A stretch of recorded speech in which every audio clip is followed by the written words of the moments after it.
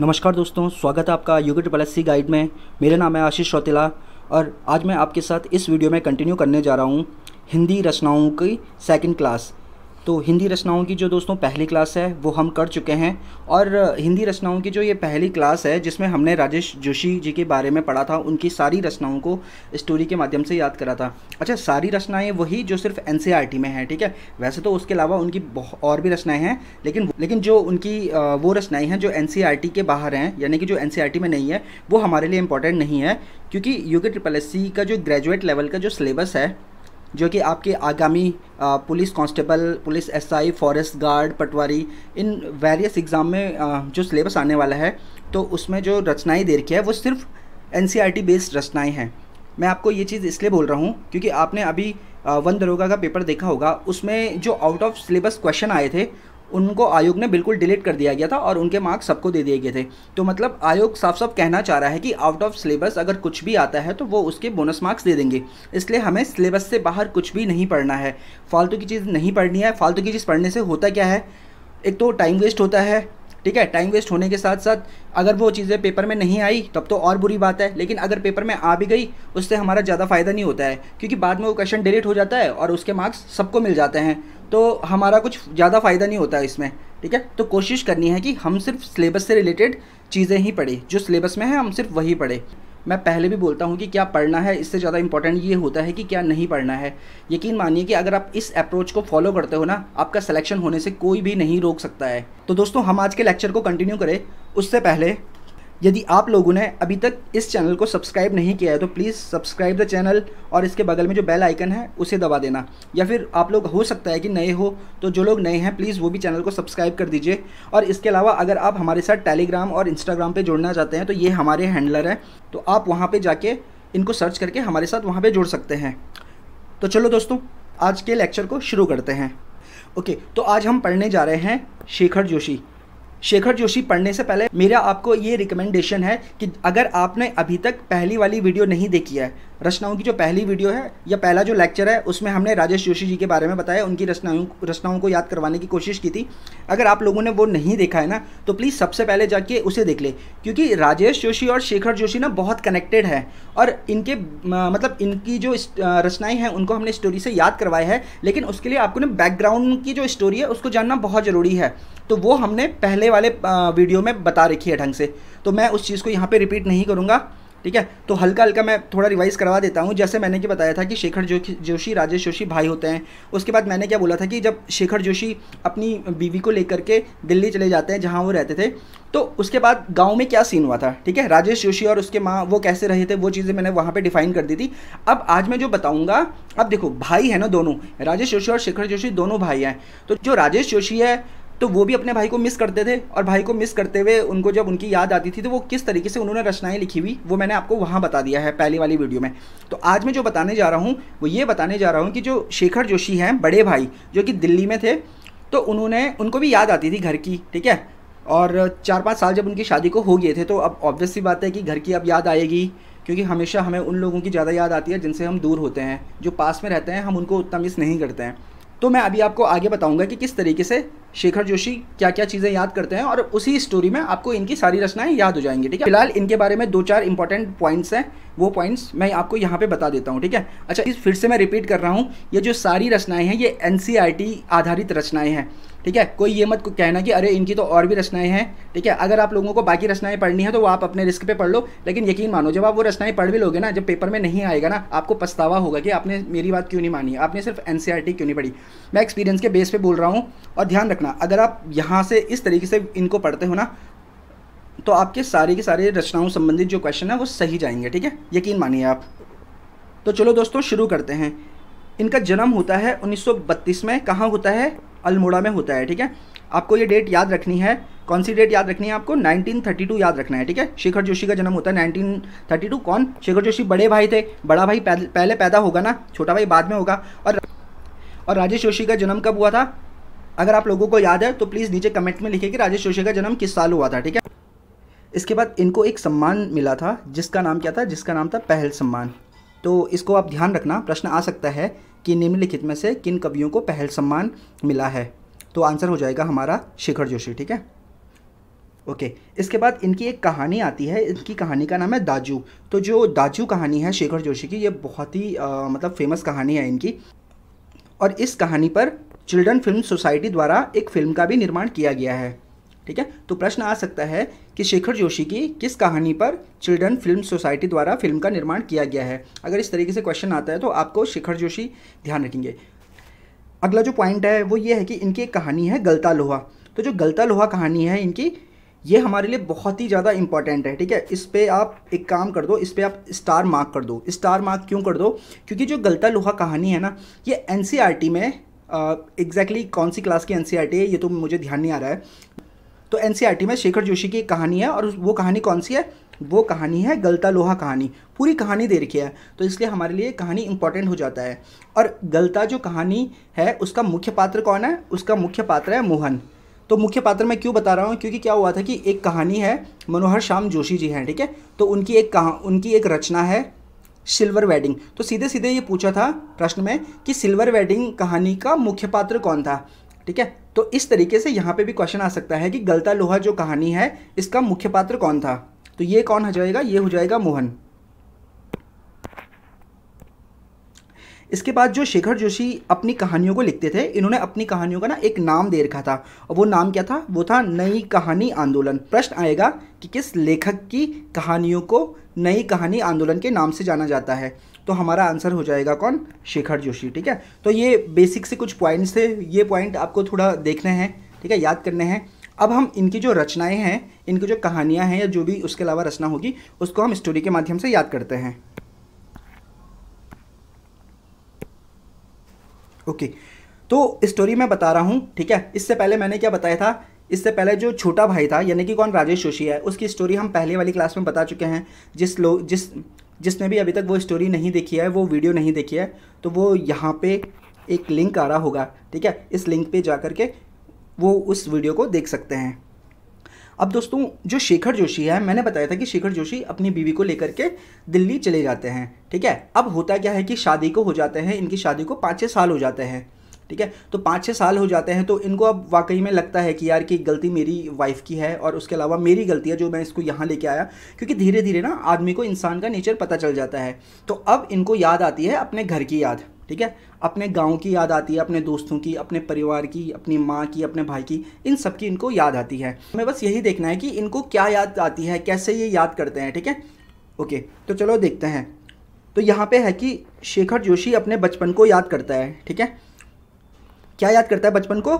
कि कैसे वो अपने साथ के लोगों के साथ, जिनको सब लोग नौरंगी कहकर बुलाते थे, कोसी नदी में नहाना जाता था। नौरंगी क्यों बुलाते थे? क्योंकि ये लोग 9 लोग थे, 9 लोग थे, इसलिए इनको नौरंगी बुलाते थे। अच्छा, मैं एक चीज़ यहाँ पे क्लियर कर दूँ, ये जो चीज़ें मैं बता रहा हूँ ये पूरी की पूरी फिक्शन है। फिक्शन मतलब काल्पनिक है, ठीक, इसका वास्तविकता से कोई लेना देना नहीं है। ये एक तरीका है जिससे कि आपको डिफ़िकल्ट टॉपिक हैं या फिर जो मुश्किल टॉपिक हैं जिनको याद करने में हमें बहुत प्रॉब्लम होती है, बहुत कन्फ्यूज़न होता है, याद करते हैं तो फिर भूल जाते हैं, तो ये चीज़ें बहुत लंबे टाइम तक आपको याद रखे। ये बस एक प्रयास है इस चीज़ का, ठीक है। तो ये मत सोचिएगा कि ये एग्जैक्टली सच में नहीं है, ये बस आपको याद करवाने के लिए स्टोरी बनाई है मैंने। तो ये जो नौरंगी है, ठीक है, तो ये सब लोग कहाँ जाते थे? कोसी नदी में नहाने जाते थे, ठीक है। कोसी नदी क्यों? क्योंकि कोसानी में इनका गांव था ना, और कोसानी के बगल में कोसी नदी बहती थी, ठीक है। तो वहाँ कोसी नदी के किनारे एक घराट था। घराट मतलब पंचक्की, जिसका नाम कोसी नदी के किनारे होने के कारण कोसी का घटवार पड़ गया, ठीक है। घटवार या घराट मतलब एक ही मान सकते हो आप इसको। तो कोसी नदी के किनारे थे वो घराट, इसलिए उसका नाम क्या पड़ गया? उसका नाम पड़ गया कोसी का घटवार। ये लोग जब कोसी नदी में नहाकर थक जाते थे ना, अच्छा, आप लोग में से जो बचपन में आप अपने दिन याद करो, खासकर ये बॉयज़ जो हैं, लड़के जो हैं, उनको याद आ रहा होगा कि बचपन में जब छोटे थे, जिनका घर ऐसा था कि उनके घर के अगल बगल नदी या फिर गदेरा वगैरह, जो छोटे छोटे गदेरे होते हैं, वो बहते थे। तो वो लोग क्या करते थे, जैसे ही छुट्टी का दिन होता था या संडे वगैरह होता था, तो सुबह सीधा नदी में चले जाएंगे। कब? गर्मियों का जो टाइम होता था, नदी या गदेरों में नहाने के लिए चले जाएंगे, और दिन भर वही पड़े रहते थे, फिर ना शाम को आते थे घर। तो इन लोगों ने भी, ये लोग भी ऐसे ही करते थे। तो जब ये वहाँ जाते थे ना, अभी नहाएंगे वहाएंगे, तो नहाने में एक्सरसाइज तो होते हैं, आपको एफर्ट डालना पड़ता है। तो इन लोगों को ना भूख लग जाती थी। तो जब इनको भूख लग जाती थी और ये लोग थक जाते थे ना, तो ये लोग क्या करते थे? ये लोग वहीं जो नदी के किनारे जो एक पेड़ था, उसकी छाँव में हलवा बनाते थे। हलवा क्यों बनाते थे? एक तो ये छोटे बच्चे हैं, जैसे आज की डेट में क्या होता है ना कि अब कहीं जाओगे तो लोग चिकन पार्टी वगैरह करते हैं, जंगलों में जाते हैं, कहीं नदी किनारे घूमने जाते हैं ठीक है, तो आप लोगों में से जंगल पार्टी बोलते हैं जिसे, उसमें चिकन वगैरह बनाते हैं, तो ये चीज़ आजकल नॉर्मल है। लेकिन उस टाइम पे एक तो ये छोटे बच्चे थे, उस टाइम पे इनके पास पैसे वैसे थे नहीं, कहाँ से चिकन खरीद के लाएंगे, तो वो ना कोसी नदी के किनारे जो घराट था ना, घटवार, तो उसमें आटा पीसते थे। आपको पता होगा कि घट में या घराट में क्या करते हैं, उसमें क्या करते हैं कि गेहूं से आटा पीसते हैं, तो आटा तो वहाँ पे बहुत ज़्यादा होता था, तो वहाँ पे ना एक कढ़ाई वढ़ाई भी रखी रहती थी। जो उस घराट पे रहता था ना, तो जो उसकी देख रेख करता था वो वहीं रहता था, तो ये लोग उससे कढ़ाई मांग लेते थे और आटा भी मांग लेते थे, और ये ना आटे का हलवा बनाते थे। क्या बनाते थे? ये हलवा बनाते थे जब इनको भूख लगती थी। अब होता क्या था, अब ये तो थे बच्चे, ढंग से तो इनको बनाना नहीं आता था, तो हलवा ना अच्छे से पक नहीं पाता था, जिससे क्या होता था, जिससे ये नौरंगी बीमार पड़ जाते थे। ठीक है, अब इनका जो ग्रुप था 9 लोगों का, उनमें हर ग्रुप का एक लीडर होगा, मतलब कोई ऐसा आदमी होगा जिसकी बात सब लोग मानते हैं ग्रुप में। तो इनके ग्रुप का जो लीडर था, ठीक है, जिसे ये सब लोग क्या बुलाते थे, जिसे ये सब लोग दाजू कह के बुलाते थे। देखो, अगर आप लोगों में से जो कुमाऊनी है या जो कुमाऊं से हैं उनको तो पता होगा, वो तो समझ गए होंगे कि दाजू कुमाऊं में किसको बोलते हैं, लेकिन जो गढ़वाली है या जिनको नहीं पता, तो दाजू बोलते हैं कुमाऊं में बड़े भाई को।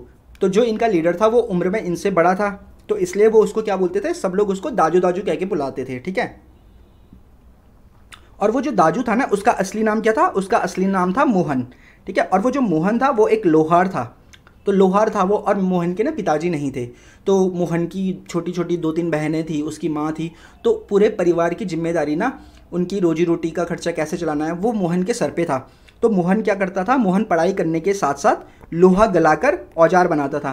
कैसे औजार? जो पहाड़ों में खेती के काम आते हैं, जैसे दरांती हो गई, कुदाल हो गया, या फिर फावड़ा, जो छोटे मोटे औजार होते हैं, ठीक है, वो औजार बनाता था और उससे अपने परिवार का पेट पालता था।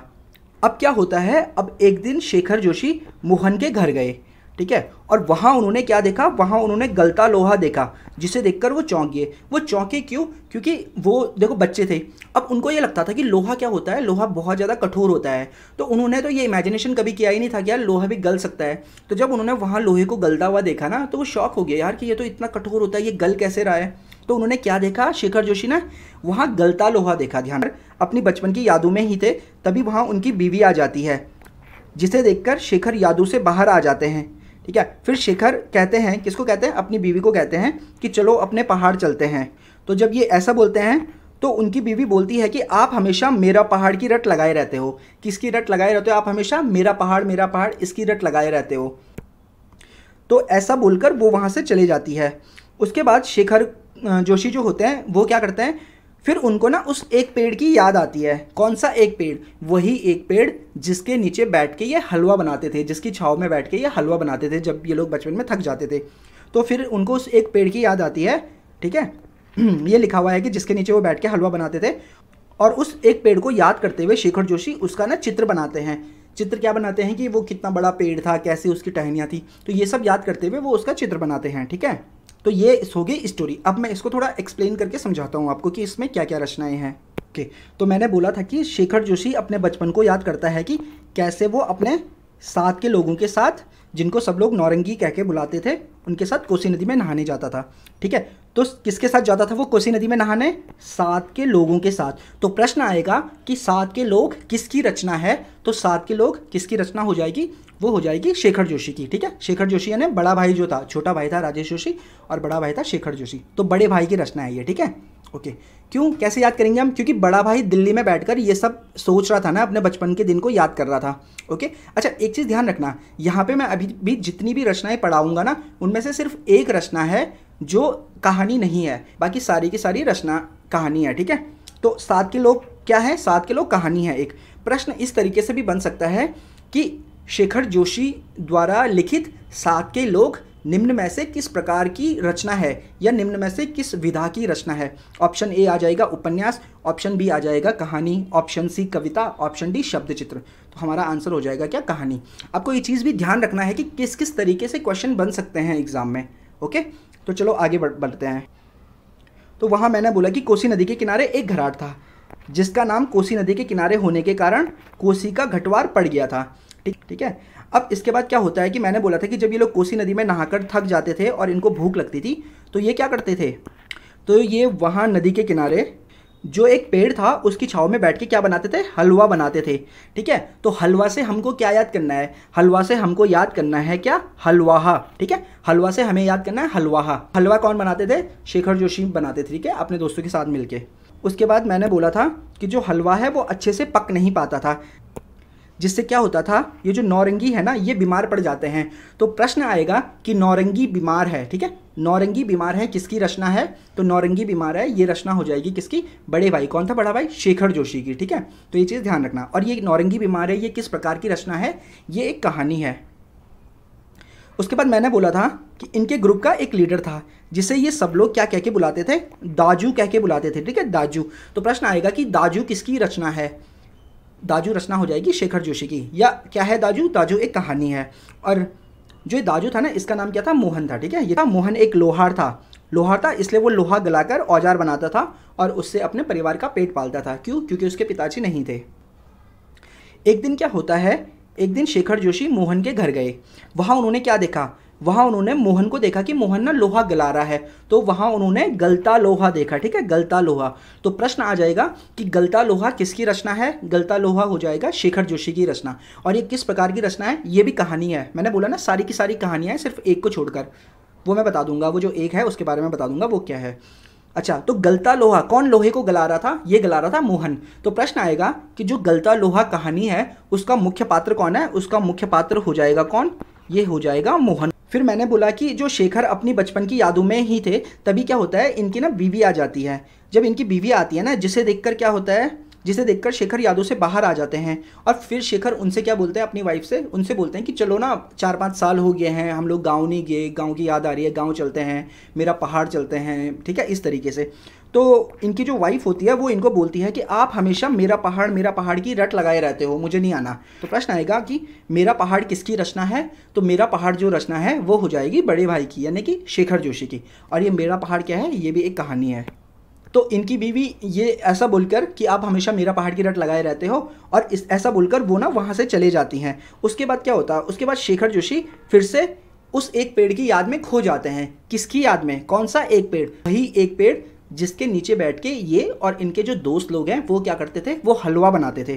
ठीक है, तो उस एक पेड़ की याद इनको आ जाती है। ठीक है, किसकी याद आती है, एक पेड़ की याद। तो प्रश्न आएगा कि एक पेड़ की याद किसकी रचना है, तो ये हो जाएगी शेखर जोशी की, बड़े भाई की।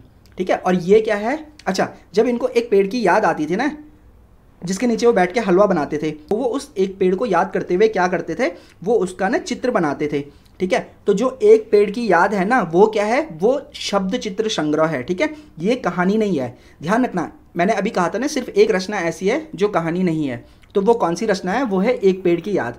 जो एक पेड़ की याद रचना है वो क्या है, वो शब्द चित्र संग्रह है। ठीक है, क्या है वो, शब्द चित्र संग्रह, वो कहानी नहीं है। वो एक पेड़ का, उस एक पेड़ का चित्र बनाते थे ना, तो ऐसे याद करना, चित्र बनाते थे तो चित्र से शब्द चित्र संग्रह हो जाएगा। दोस्तों ये हो गई हैं रचनाएं। अब यहाँ पर इनको ना शॉर्ट में देखते हैं क्विक तरीके से क्या क्या रचनाएं हैं। ठीक है, तो देखो ये जो कहानियाँ हैं सारी की सारी कहानियाँ हैं, बस एक है शब्द चित्र संग्रह, और वो कौन है, वो है एक पेड़ की याद। ठीक है, तो मैंने कहा था कि ये जब बचपन को याद करते हैं कि ये कैसे अपने साथ के लोगों के साथ वहाँ पे नहाने जाते थे, तो साथ के लोग इनकी रचना हो जाएगी। फिर दूसरी है कोसी का घटवार हो जाएगी, फिर हलवाहा, फिर नौरंगी बीमार है, उसके बाद दाजू, उसके बाद गलता लोहा, फिर मेरा पहाड़। तो ये जो सारी रचनाएं क्या हैं, ये हैं बड़े भाई यानी कि शेखर जोशी की। तो दोस्तों उम्मीद है आपको ये वीडियो पसंद आई होगी। जो मैंने आपको समझाया उससे आपको काफ़ी कुछ याद हो गया होगा। यकीन मानिए आप इस वीडियो को 2-3 बार देखेंगे ना, तो आपको ना कोई भी कन्फ्यूज़न नहीं होगा। आपने अभी तक बहुत बार रटने की कोशिश की होगी, लेकिन याद होने के बाद फिर भूल जाता है आदमी। ये चीज़ खुद मेरे साथ हो रखी है, इसी वजह से मैंने ये स्टोरी बना रखी है। ठीक है, और मैं बता रहा हूँ इससे मुझे बहुत फ़ायदा हुआ है। और मैंने अपने साथ साथ करीबन 40-50 जो स्टूडेंट हैं या जो मेरे फ्रेंड वगैरह जो भी लोग थे, उन लोगों को ये इसी तरीके से पढ़ाया है। और उनके ना अभी तक जो भी एग्ज़ाम हुए हैं ना, जिसमें जैसे कनिसाया का पेपर हुआ है, वीडियो का पेपर हुआ है, रचनाओं से जितने भी क्वेश्चन आए हैं ना, वो उनके सारे के सारे सही हुए हैं। तो अगर आप इस तरीके से इन रचनाओं को पढ़ते हो तो मैं गारंटी दे रहा हूँ कि आपका यहाँ से एक भी क्वेश्चन गलत नहीं होगा। चाहे किसी भी तरीके से क्वेश्चन घुमा फिरा के पूछ ले, लेकिन कुछ गलत नहीं होगा। ठीक है, तो दोस्तों आई होप वीडियो आपको पसंद आई हो। अगर वीडियो पसंद आई है तो वीडियो को लाइक करना और अपने दोस्तों के साथ शेयर करना मत भूलना। तो मिलते हैं आपसे अगली वीडियो में, तब तक के लिए नमस्कार, जय हिंद, जय भारत, जय उत्तराखंड।